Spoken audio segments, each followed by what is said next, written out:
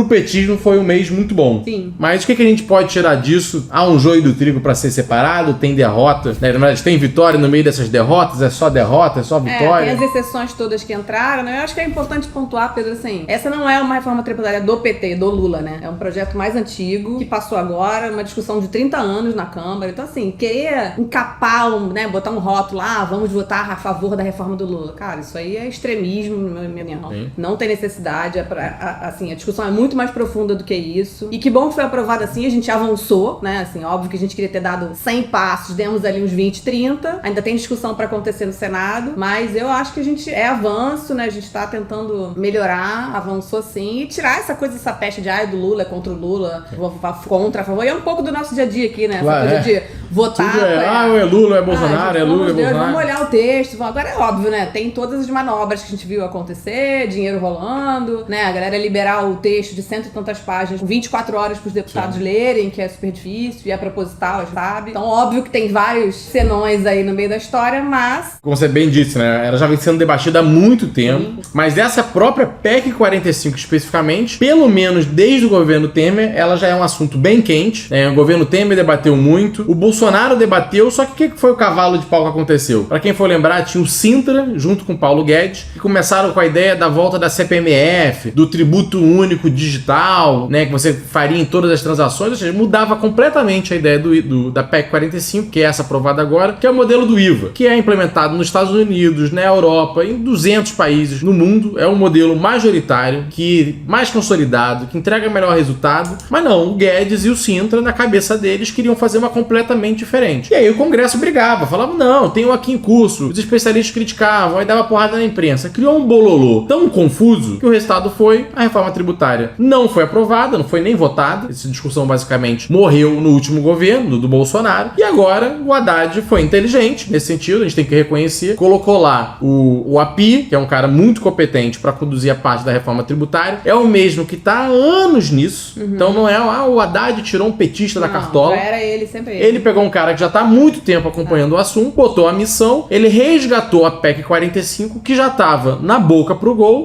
ajeitou os pontos finais ali, uns bons, outros muito ruins, e chutou o pênalti e foi gol. Essa é a realidade, é um gol. A votação dessa reforma tributária tem várias críticas e preocupações, mas o saldo positivo, a gente já deu os exemplos aqui, até saiu na matéria do jornal do Globo, agora no domingo, eu falei no meu vídeo, o IPI, um dos impostos que vai sumir, no perfume, não vou lembrar exatamente no perfume 5%, na água de colônia 10%. Assim, qual é exatamente a diferença do perfume para água de colônia? Realmente. Pra uma ter 5 e a outra ter 10. Bombom tem um imposto, o waffle tem outro. Então tem aquele caso que viralizou do sonho de valsa, que mudou a embalagem. Mudou a embalagem pra não ser mais bombom, né? Aí você fala, loucura. Isso era o nosso antigo modelo tributário, porque cada coisa, eu lembro de outra... Tinha um que era aquele croques, né? O croque. Sapato e chinelo. E se ele era sapato ou chinelo, sapato ou tênis, porque sapato é 10%, fechado, e chinelo é 12%, e tênis é 15%. Aí você fala, mas ele é tênis, sapato ou chinelo?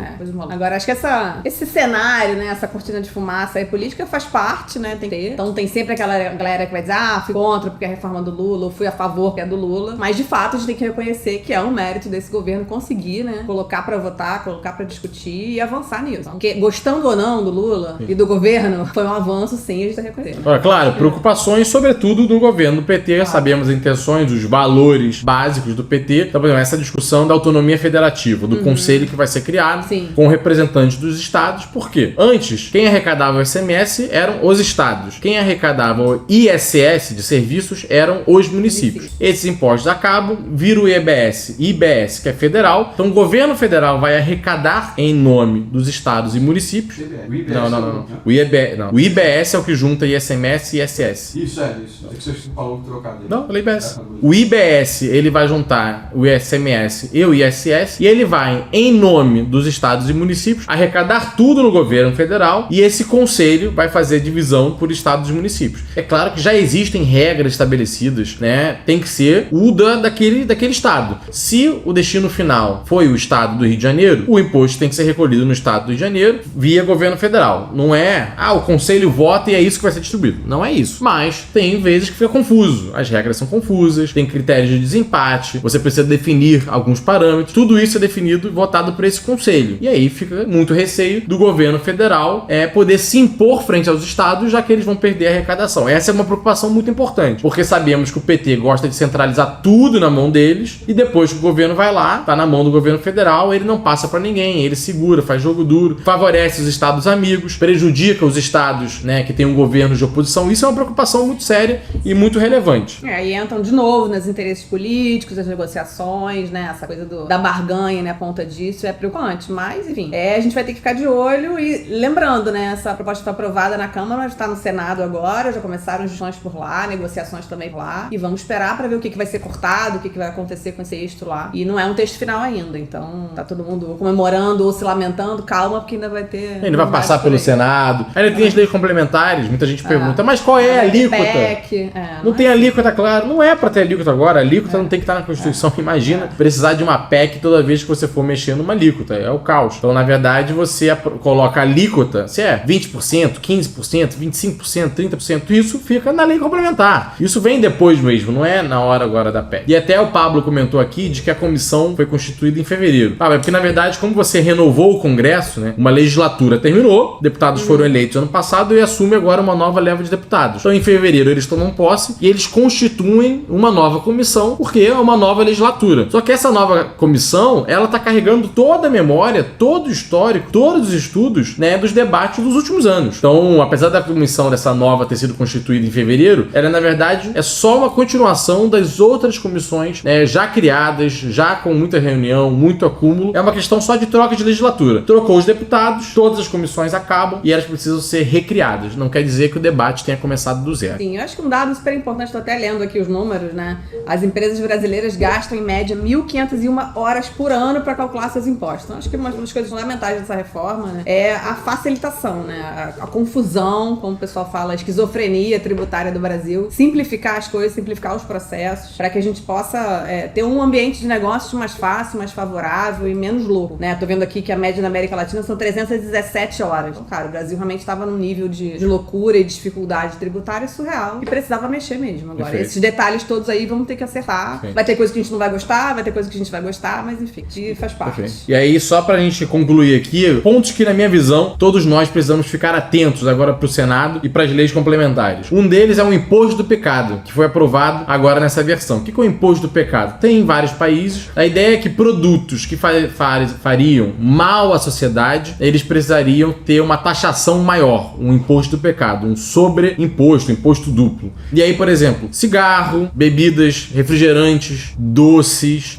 gordura, vai pensar aqui em várias hipóteses, e tem alguns casos que nós vamos olhar e falar, isso faz sentido, por exemplo, cigarro, mas lembrando, é exatamente os altos impostos do cigarro que faz com que o contrabando e o comércio ilegal fique muito atrativo, porque como ele fica muito caro dentro do mercado formal, as pessoas vão pelo mercado paralelo, e aí você acaba incentivando uma prática muito ruim de comércio ilegal, trazendo aqui para reflexão. Mas nesse caso é mais consensual. As pessoas vão falar, Pedro, isso eu concordo. Mas e açúcar?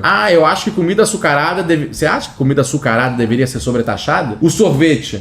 O sorvete tem gordura. O sorvete vai ficar mais caro? O refrigerante vai ficar mais caro? O brigadeiro vai ficar mais caro? Aí algumas pessoas podem até falar, não, eu acho que tem que sobretaxar mesmo. Mas você pensa, quem serão as pessoas que mais vão pagar o pato nessa situação? É a classe média, que vai pagar um pouco mais e vai continuar comprando? Ou é o mais pobre, que na hora que ele for comprar o leite condensado dele, for comprar o brigadeiro, for comprar um sorvete para ter domingo, para os filhos terem uma sobremesa, é ele que vai pagar o imposto mais caro. Por quê? Porque o produto que não tem gordura, que não tem açúcar, o produto que seria o perfeito, o fitzinho, a gente sabe que ele é bem mais caro. Exatamente. O orgânico é maravilhoso, mas é mais caro. Então, infelizmente, hoje, na indústria, o produto que acaba sendo mais barato, em larga escala, por 1000 motivos, é o produto que tem sal, tem açúcar, tem conservante, tem gordura. Então, não tô dizendo que esse produto é maravilhoso, mas vai olhar a dieta que boa parte da classe C, D tem acesso. É o biscoito Bono do lanche da tarde. É cultural também, né? Bono é muito bom. Bono é muito bom. O chocolate é muito bom mesmo. É cultural também, né? Assim, é complicado. Mas é trazer para reflexão. O imposto do pecado é um que a gente tem que ficar atento. O IPVA verde é um debate que eu também acho importante, né?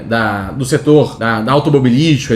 Os carros elétricos estão chegando aí, menos carbono, menos sujeira. Mas é a mesma reflexão. Quem é que tem carro elétrico ou vai ter carro elétrico nos próximos anos na sociedade brasileira? São essas pessoas que vão pagar um IPVA mais barato. Exatamente. E qual é o IPVA que vai ficar mais caro? Os carros. Carros que são a gasolina, a diesel, que é do dia a dia de quem? Então, uma preocupação muito grande da carga tributária, ela não pesar ainda mais sobre os mais pobres, que historicamente já são as pessoas que pagam mais impostos no Brasil. Apesar de acharem que não, são. Né? Exatamente. Essa ilusão de que não, mas são os que mais pagam. E aí, muito pra explicar para as pessoas o porquê, quando eu compro o arroz, eu pago lá, é um dos problemas da nossa carga tributária, a gente nem sabe exatamente quanto. Mas digamos, eu vou comprar um peixe, eu pago lá 20% de imposto, vou comprar um arroz, vou comprar um leite condensado, vou comprar um abacaxi, eu pago 10, 15, 20% de imposto. O mesmo com uma pessoa mais pobre, com menos recursos, paga. Só que, do meu salário, o que eu como é uma parcela pequena.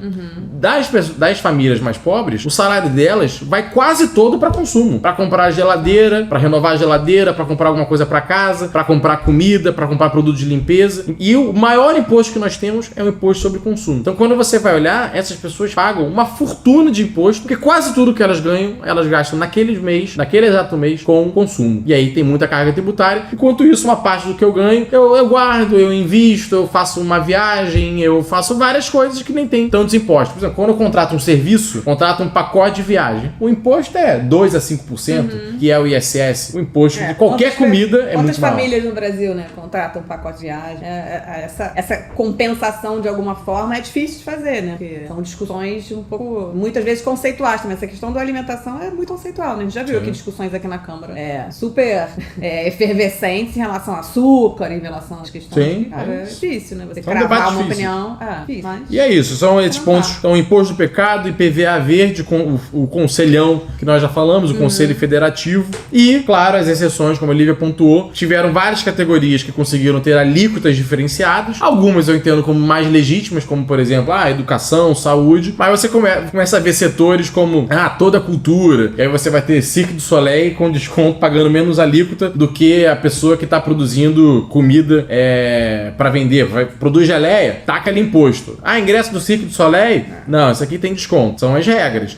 Próprio debate dos livros. Sei que todo mundo adora um livro, o livro é muito querido, né? É uma referência muito importante para nossa cultura. Só que, no geral, você vai pegar um dado. Quem consome livros é, majoritariamente, a classe média. Mas na escola pública, majoritariamente, os livros são comprados pelo poder público, os livros das pessoas que vão estudar, das crianças que vão estudar, é comprado pelo poder público, pela prefeitura que repassa os livros. Então, quando você zera o imposto de todos os livros impressos no país, você está favorecendo as editoras e, majoritariamente, uma classe média que compra livros. Isso tudo tem que trazer para reflexão. Esporte, estádios, tem parque de diversão, tem uma pancada de coisa que está com alíquota diferenciada. E quanto mais pessoas com alíquotas diferenciadas, alguém tem que pagar uma alíquota maior para compensar. Alguém vai pagar a diferença. Alguém vai pagar a diferença. Exato. Isso não tem como fugir. Bom, e aí, galera, só fechando aí o ponto, tem alguns comentários aqui.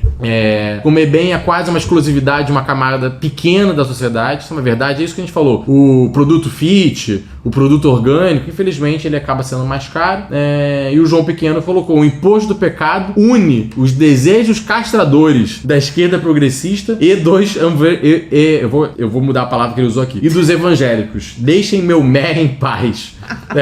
E de fato, você vai pegar essa coisa do cigarro, do álcool, de alguns produtos. De fato, você vai ter alguns religiosos que são muito contra e vão votar a favor de colocar mais taxa nisso. E a esquerda, que também quer colocar mais imposto, quer regular a vida das pessoas. Você deveria comer menos gordura, você não deveria fumar cigarro. E aí você junta os dois. É uma junção curiosa mesmo, né? Complexa. Também fala sobre liberdade, né? Sobre cada um fazer suas escolhas. Mas aí a pessoa também tem que ter condições de fazer escolhas, tem condição até intelectual, né? De entender tudo isso e conseguir escolher minimamente, né? De forma equilibrada. É difícil. Tem alguém falando do cashback. O cashback caiu, né? O cashback caiu, né? A ideia do cashback era que as pessoas, até certa renda, ou seja, com limite de renda, as pessoas com menor renda, do que elas pagariam dos impostos, mesmo no consumo, elas conseguiriam ter uma parte desse dinheiro de volta. Então, como a gente tem a restituição do imposto de renda, ainda que a pessoa não pague imposto de renda, ela conseguiria fazer um preenchimento de ter dinheiro de volta. Ela, hoje no dia, quem paga tem uma parte em restituição. Essa pessoa não pagaria imposto de renda,